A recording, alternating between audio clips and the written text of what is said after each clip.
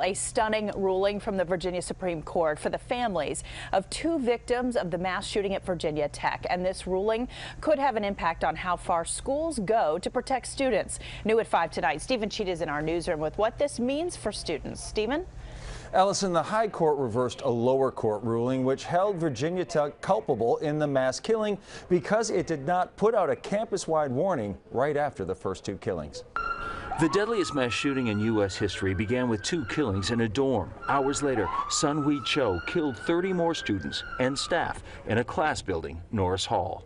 If that happened somewhere around here, I would expect as a student to get a text message and email, some type of warning. But Virginia Tech did not put out a campus-wide warning immediately after the first two killings. This prompted the parents of two of the victims, Nicole Peterson and Julia Kathleen Pride, who were killed in Norris Hall, to file a wrongful death suit against the state.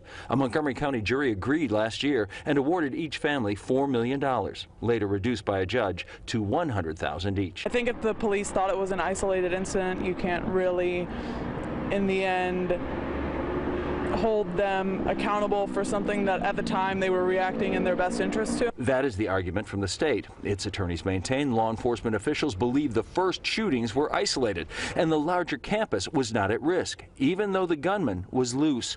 The Virginia Supreme Court agreed, writing, "It cannot be said that it was known or reasonably foreseeable that students in Norris Hall would fall victim to criminal harm." To come back in hindsight and say that you should have alerted us, we need $5 million. Like I said, it's a sensitive issue, but I think that they probably ruled correctly on this.